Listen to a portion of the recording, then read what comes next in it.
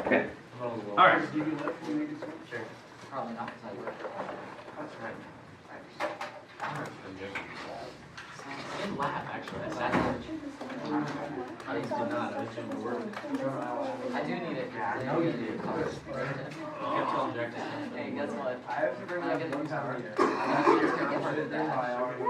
Oh, I didn't know if you got like one of those. I was Next just station. I was just good. All the way to my I starter. know. I'm literally just tearing apart the entire I sure part. send You me. were thinking. Actually, I don't know. So I'm good now. Homework. I remember that. So next year send me. Hey, test that. Whereas my dad doesn't want to take the Hey, hard way. let's try not to talk. Tests are going out.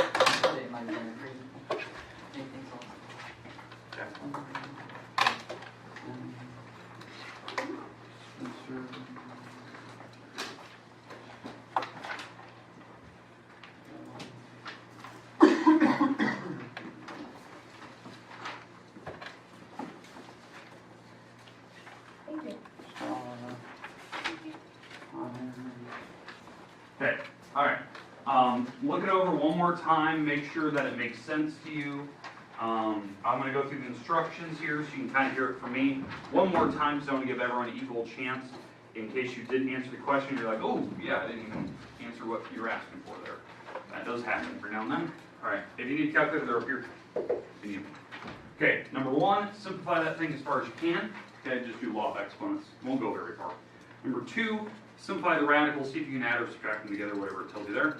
Number three, on that picture, you have to tell me the domain of it, the range of it, the x-intercepts, y-intercepts, the minimum point, the maximum point, and then you don't have to worry about the bottom question, because those are the exact same instructions the book had. I just picked one of the problems that didn't have missing, values, so you don't have to worry about that last one. Okay, you got lucky on the picture.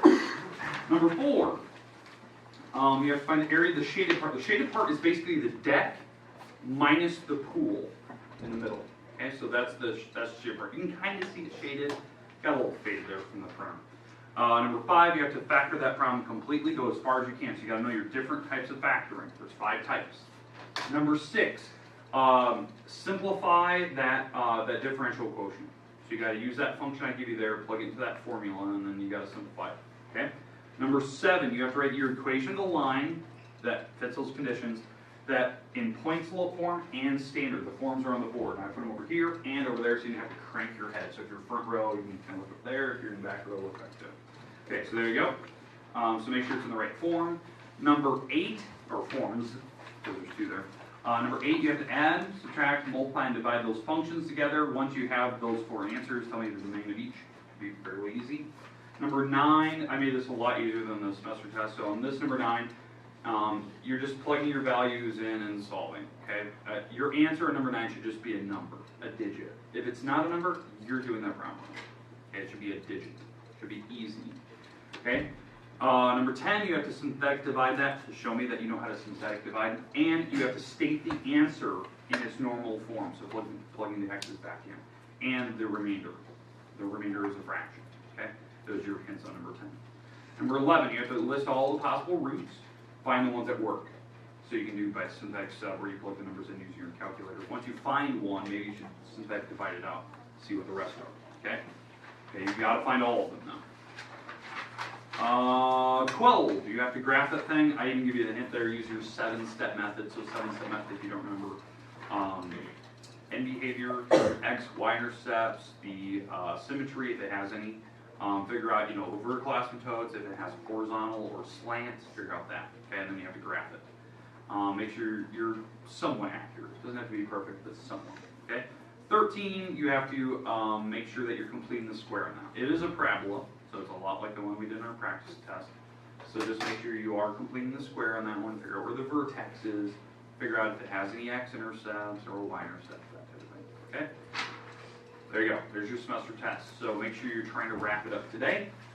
Yeah, there you go. If you are done, you can turn it over. You can turn it back in. Make sure you check JMC. Make sure you're not missing something.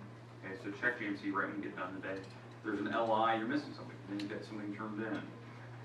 If you want to fix anything, you can do that, or if you have not turned in your practice semester test, make sure that gets turned in.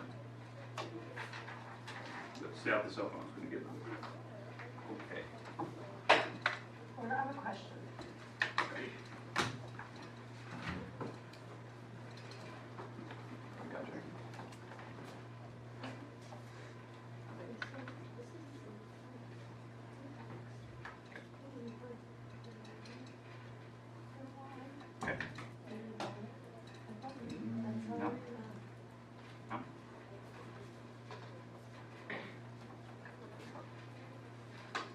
overthinking math.